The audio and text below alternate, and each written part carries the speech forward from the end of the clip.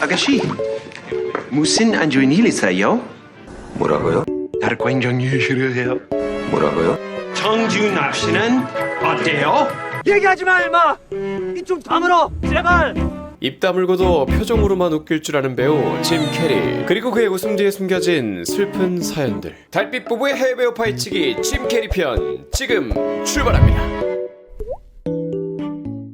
때는 짐 캐리가 10살이었을 때였습니다. 하루는 TV를 보다가 호기 있게 한 토크쇼 진행자에게 편지를 쓰게 되는데요. 자신을 고정 게스트로 출연시켜달라는 편지였습니다. 그 편지에는 10살 짐 캐리의 이력서가 동봉되어 있었습니다. 지금까지 남들을 웃겼던 순간들을 쭉 열거했고 성대모사를 할 수 있는 150인의 목록도 들어있었죠. 그리고 며칠이 지났습니다. 놀랍게도 이 토크쇼 진행자에게서 친히 답장이 왔고, 이렇게 그는 10살밖에 안 되는 나이로 고정으로 방송 출연을 하게 되는 엄청난 일을 겪지는 못했습니다. 성인이 되면 다시 도전해보라며 칼같이 거절을 당했죠. 이 답장은 엄밀히 말하면 거절의 편지였으나 짐 캐리에게는 이 편지가 그 어느 것보다도 소중한 선물이었습니다. TV 속 스타에게 직접 편지를 받고 나니 동경했던 스타들과 직접 만날 수도 있을 것 같다는 희망이 부풀기 시작했습니다. 그리고 결국 언젠가 함께 방송을 하고 싶다는 갈망이 싹트게 되죠. 짐 캐리는 가족들과 친구들에게 언제나 입버릇처럼 말했습니다. 언젠가 자신은 슈퍼스타가 될 것이라고 말이죠. 학교에서도 친구들 사이에서 그의 개그는 인기 만점이었는데요. 이에 관련해서 유명한 에피소드가 있습니다. 개그 욕심이 가득했던 짐 캐리는 수업 진행이 힘들 정도로 산만함을 보였습니다. 중간중간 수업의 맥을 끊는 짐 캐리의 골머리를 앓던 선생님은 결국 그에게 제안을 하나 하게 되는데요. 수업 시간에 조용히 있어주면 수업이 끝난 후 몇 분을 온전히 너만의 공연을 펼칠 시간으로 주겠다라고 말이죠. 이렇게 해서 짐 캐리의 인생 첫 무대 공연이 시작되었습니다. 학우들이 배꼽을 잡는 모습을 보며 짐 캐리는 더욱더 코미디언을 향한 꿈을 키워가게 됩니다. 이렇게 유년 시절 때부터 남들을 웃기는 것에 집착에 가까운 열정을 보인 이유는 사실 그의 슬픈 가정사와 관련이 있습니다. 어릴 때부터 그는 가족 중 한 사람을 웃기기 위해 성대모사나 코미디 상황극을 연습했는데요. 이 한 사람은 바로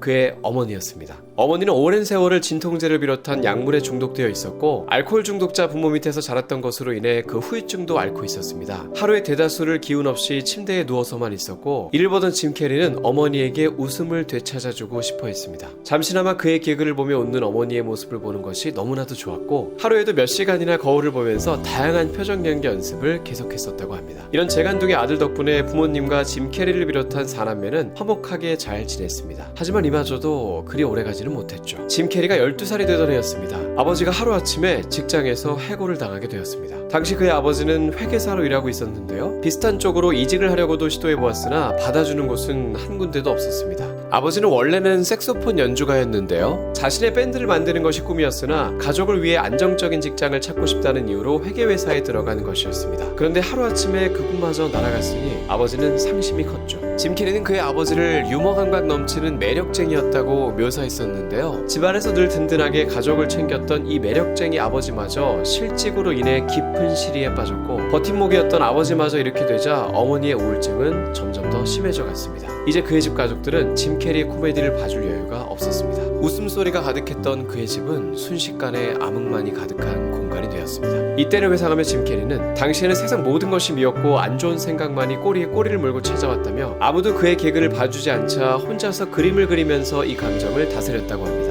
급하게 일을 구해야 했던 아버지는 결국 회계 관련 일을 포기하고 근처 타이어 공장에 재취업을 하게 됩니다. 그러나 아버지 혼자 공장에서 받는 월급으로는 6 식구가 생계를 유지하는 것이 불가능했습니다. 당시 10대였던 짐 캐리를 포함한 그의 형제들은 아버지를 도왔습니다. 아버지가 근무하던 공장에서 방과 후 하루에 8시간을 보안 요원이자 관리인으로서 일을 했습니다. 이때 같이 근무하던 공장 근로자들은 10대인 짐 캐리와 형제들을 업신여겼고, 심지어 칼을 들고 다니면서 위협을 하는 직원까지도 있었다고 합니다. 방과 후 아르바이트만 8시간씩 하다 보니 자연스럽게 학교 성적은 곤두박질 쳤습니다. 이 공장 일을 하기 전까지만 해도 성적이 꽤 괜찮은 편이었는데요. 고1이 되었을 무렵에는 거의 모든 과목에서 평균 이하의 성적까지 떨어졌고, 결국 일을 하는 것으로 인해 피곤함에 쩔어 있었던 짐 캐리는 합법적으로 중퇴를 할 수 있을 성적이 될 때까지 일부러 성적을 계속 떨어뜨렸습니다. 시간이 흘러 17살 생일이 되던 날이었습니다. 결국 짐 캐리는 자퇴를 하게 됩니다. 이 소식을 들은 아버지는 생일 케이크를 앞에 두고 울었습니다. 화를 낼 것을 예상했던 짐 캐리는 그저 눈물만 흘렸던 아버지의 모습이 당황스러웠다고 회상했습니다. 이렇게 학교를 자퇴한 짐 캐리는 점차 밝았던 그의 에너지를 잃어갔습니다. 이런 모습을 보던 아버지는 그가 코미디를 좋아했었다는 것을 떠올리고 틈이 날 때마다 코미디 클럽으로 데리고 다녔습니다. 소정의 출연료가 지급되었는데 전부 생계에 보탰습니다. 이렇게 짐 캐리는 낮에는 공장에서 일을 하고 밤에는 무대에 서는 생활을 이어갔습니다. 점차 자신이 좋아하는 일을 찾아가며 삶의 낙을 찾아가던 짐 캐리. 하지만 또 한 번의 그를 짓누르는 사건이 터지게 됩니다. 월세마저 충당할 수 없게 된 짐 캐리의 가족은 결국 집을 잃게 된 것이었습니다. 처음에는 타이어 공장의 허락을 받아 공장 부지에 있는 작은 트레일러에서 6식구가 생활했습니다. 하지만 공장 근로자들과 사이가 좋지 않았던 이 가족은 늘 호의적이지 않은 눈초리를 받으며 그곳에서 생활하는 것이 가시방석에서 지내는 기분이었고 결국에는 나가서 살기로 결심을 합니다. 최소한의 보금자리마저 잃은 짐 캐리의 가족은 중고 캠핑카를 구해 거기서 생활을 했습니다. 짐 캐리는 오히려 그때가 유년 시절 중 가장 행복했었다고 말을 합니다. 가족이 모두 함께였으며 웃음이 끊이지 않았었다고요. 열심히 일한 가족은 다시 집을 구할 수 있게 되었고 짐 캐리는 더 이상 가족의 생계를 위해 억지로 공장 일을 할 필요가 없어졌습니다. 그는 오랜 세월 간직해왔던 스타가 되기 위한 꿈을 쫓아서 로스앤젤레스로 향하게 됩니다. 하지만 그의 무명 시절은 꽤 길었습니다. 스탠드업 코미디로 버는 돈으로는 월세를 낼 돈이 여의치 않아 동료 집에 딸린 작은 옷장을 빌려 1년 정도를 좁은 옷장에서 생활하기도 했습니다. 한 번은 재미없다고 나가라는 관객들의 야유에도 끝까지 버티다가 던지는 의자에 맞아 크게 다치기도 했습니다. 이날 그는 집에 오는 길 내내 차에서 하염없이 울었다고 합니다. 호불호가 갈리긴 했지만 짐 캐리는 당시 독보적인 무기가 있었습니다. 바로 어린 시절 때부터 거울을 보며 갈고 닦은 표정 묘사였습니다. 표정만으로 유명인을 묘사하는 그만의 개그는 신선했고 특히 제임스 딘의 표정 연기는 언제나 뜨거운 반응을 불러일으켰습니다. 그러다가 무대 공연을 벗어나 전국적으로 TV에 얼굴을 알리기 시작하는데요. 1990년부터 94년까지 방영한 인 리빙 컬러라는 코미디 프로를 통해서였습니다. 이 프로는 흑인들 위주의 코미디 프로였는데요. 여기서 우스꽝스러운 백인 캐릭터를 맡아서 특유의 익살스러움으로 배꼽을 잡게 만들었습니다. 이 프로그램에 대해 한 가지 또 재미있는 사실이 있다면 훗날 아카데미 남우주연상을 받을 정도로 대배우로 거듭나는 영화배우 제이미 폭스도 이때 여장 남자 역을 맡아서 고정 출연을 했었다는 사실이죠. 이렇게 4년을 TV 속 코미디언으로 활동하던 짐 캐리에게 처음으로 영화 주연 제의가 들어오게 됩니다. 이때가 1994년이었는데요. 짐 캐리 인생사에 있어서 이 1994년은 영원히 잊지 못할 해가 됩니다.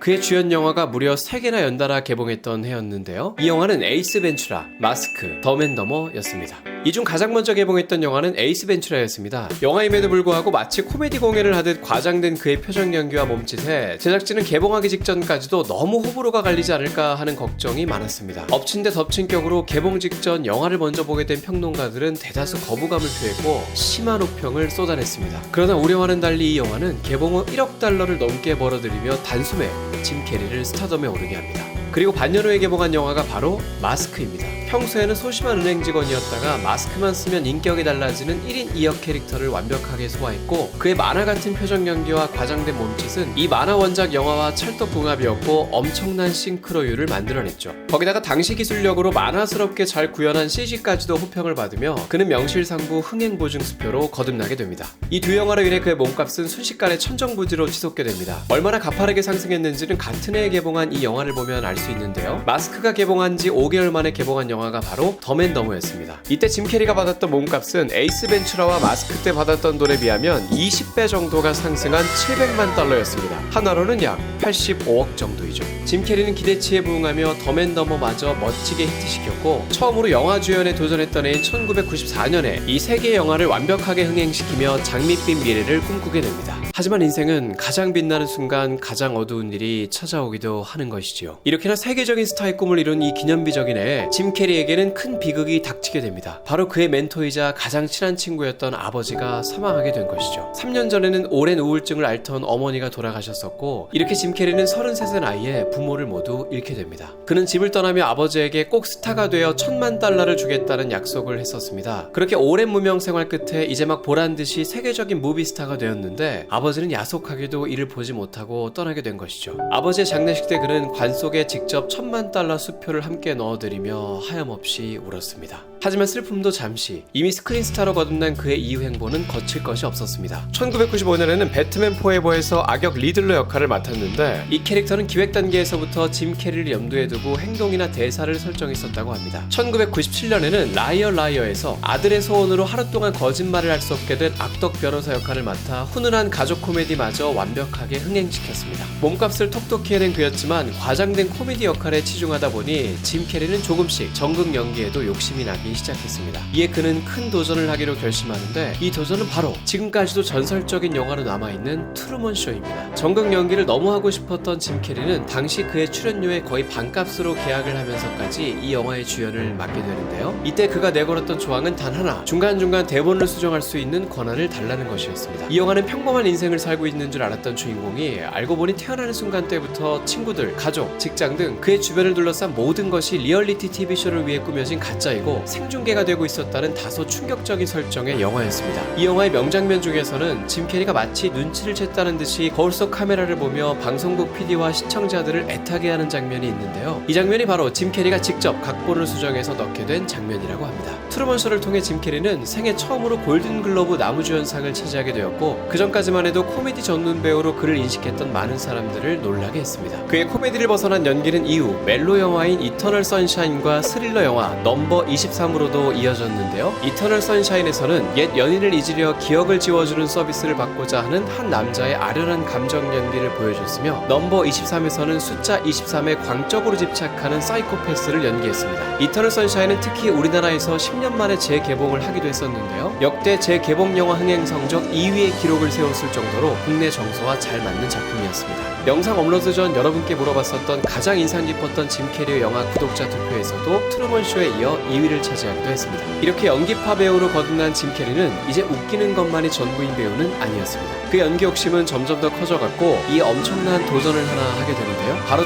1999년작 맨 온 더 문이었습니다. 이 영화는 우리나라에서는 그리 많이 알려져 있지는 않은 영화인데요. 미국의 전설적인 코미디언인 앤디 카우프만의 생애를 다룬 영화입니다. 앤디 카우프만은 자극적이고 엽기적인 코미디를 펼치는 괴짜 코미디언이었습니다. 그에 대한 대중의 인식을 잘 보여주는 대표적인 에피소드가 하나 있는데요. 평소 그는 공공연히 자신은 언젠가 죽음을 가짜로 연출할 거라 했으며 사망 날짜로부터 20년 동안 숨어 지내다가 다시 살아서 돌아올 거라고 공언했습니다. 실제로 1984년 그가 35살의 나이에 암으로 사망했다는 뉴스가 떴을 때 이 또한 앤디 카우프만식 다크 코미디일 것이다 라는 여론이 꽤 많았었죠. 짐 캐리는 이런 괴짜 코미디언 역할을 맡아서 메소드 연기를 해보기로 결심했습니다. 영화를 촬영하는 4개월 내내 카메라가 켜져 있을 때만이 아니라 평소 생활에도 앤디 카우프만이라 자신을 생각하며 행동했으며 무조건 자신을 앤디로만 부르게 하였습니다. 심지어 앤디 카우프만으로 얼굴 분장을 하지 않았을 때는 종이봉투를 쓰고 사람들을 만났을 정도로 엄격하게 그가 맡은 배역에 빠져들었습니다. 당시 이 영화에 함께 출연했던 배우 폴 지아마티에 따르면 짐 캐리는 카메라가 꺼져 있을 때도 진짜 앤디 카우프만처럼 악동짓을 일삼았고 이 영화의 감독은 내 생에 사람 때문에 두려움을 느낀 적이 없었는데 이때의 짐 캐리는 정말로 가까이 가기에 무서웠다라고 그의 예측 불가였던 행동을 언급하기도 했습니다. 하지만 이런 메소드 연기는 좋지 않은 기억만을 남긴 것은 아니었습니다. 앤디 카우프만은 사망하기 전 딸이 하나 있었습니다. 20살 때 갑작스럽게 생긴 딸이었는데요. 부모가 될 준비가 안 됐다는 생각에 이 커플은 출산 직후 바로 자녀를 입양기관에 보냈습니다. 이에 그의 딸은 친부를 모른 채 자라났습니다. 그러다가 앤디 카우프만이 사망한 후에야 자신의 아버지가 앤디임을 알게 되었고 그의 친부를 주인공으로 해서 만들고 있던 이 영화의 촬영장을 방문하게 되었습니다. 그리고 짐 캐리와 1시간 정도 대화를 나누게 되는데 이때도 짐 캐리는 앤디로서 이 딸을 대했고 서로 사랑한다는 말을 주고받는 등 깊은 대화를 나눴다고 합니다.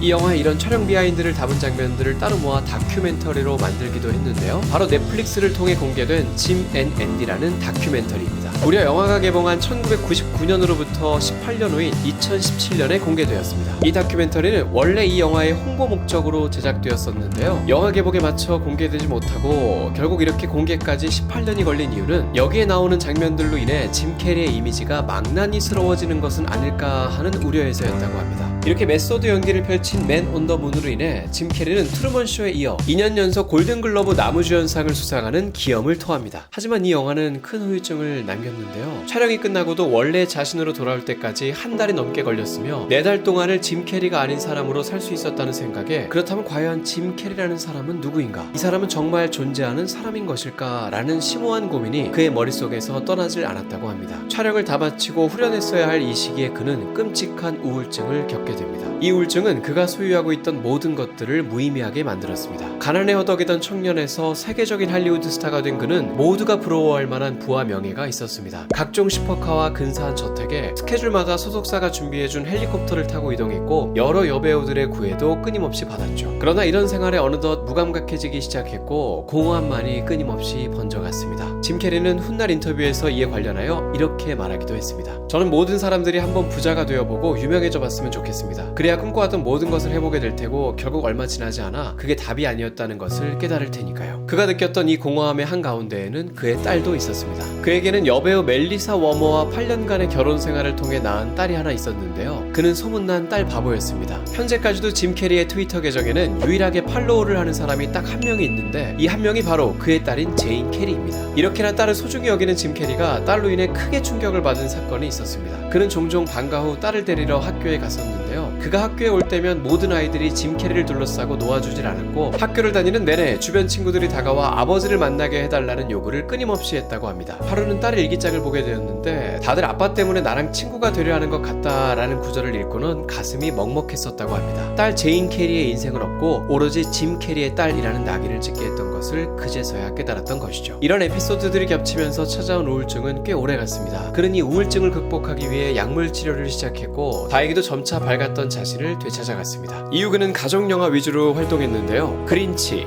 브루스 올마이티, 예스맨, 파퍼신의 펭귄들 등 짐 캐리 특유의 유쾌한 에너지로 관객들에게 따뜻한 웃음을 선사했죠. 그리고 트루먼 쇼와 이터널 선샤인을 통해 많은 이들을 놀라게 했던 그의 진지한 연기는 마제스틱이라는 영화로 이어져 정극 연기에 있어서도 더욱 성장한 대배우의 면모를 보여줬습니다. 이 영화들에 대해 몇 가지 재미있는 에피소드가 있는데요. 이 그린치라는 영화는 아카데미 시상식에서 분장상을 수상할 정도로 당시 엄청난 공을 들여 메이크업을 했습니다. 매일 분장에만 8시간이 넘게 걸렸고 결국 이를 견딜 수 없었던 짐 캐리는 감독에게 더 이상 이런 식으로는 촬영을 못하겠다라고 선언하기까지 했는데요. 이에 감독은 CIA 출신 고문 참기 전문가를 고용해 짐 캐리가 끝까지 촬영에 임할 수 있도록 코칭을 받게 도와주기도 했습니다. 이렇게 꾸준히 작품 활동을 이어가던 짐 캐리는 2016년도 이후 모든 작품 활동을 중단했는데요. 바로 그의 여자친구 때문이었습니다. 2번의 이혼을 겪은 후 당시 25살 연하의 카트리나 화이트라는 여자친구가 있었는데요. 촬영장 메이크업 아티스트였던 그녀와 연인 관계로 발전해 3년 정도를 사귀게 되었습니다. 이 둘이 결별한 지 얼마 지나지 않았던 어느 날 그녀가 집에서 숨진 채로 발견되었습니다. 사인은 약물 과다 복용이었습니다. 경찰의 조사 결과 스스로 목숨을 끊은 것으로 판명되었고 짐 캐리는 곧바로 장례식에 참석해 관을 직접 드는 등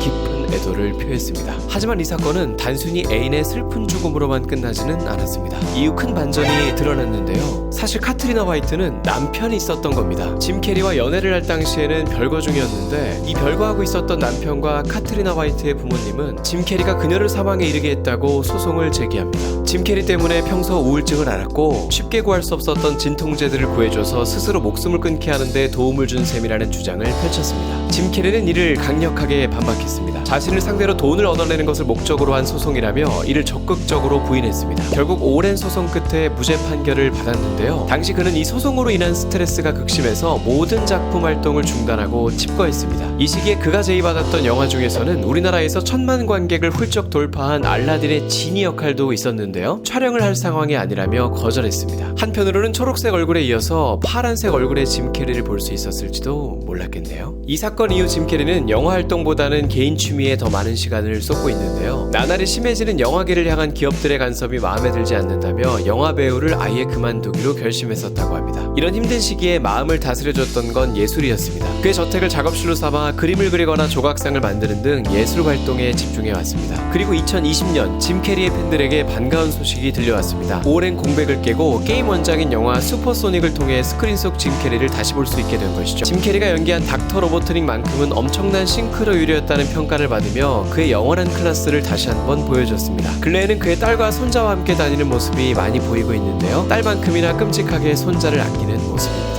이번 영상도 20분이 나와버려서 제작에 2주가 꼬박 걸렸습니다. 여러분의 좋아요 하나가 정말 큰 힘이 됩니다. 꼭 구독도 누르셔서 다음 영상 놓치지 마세요. 그럼 다음 영상에서 만나요.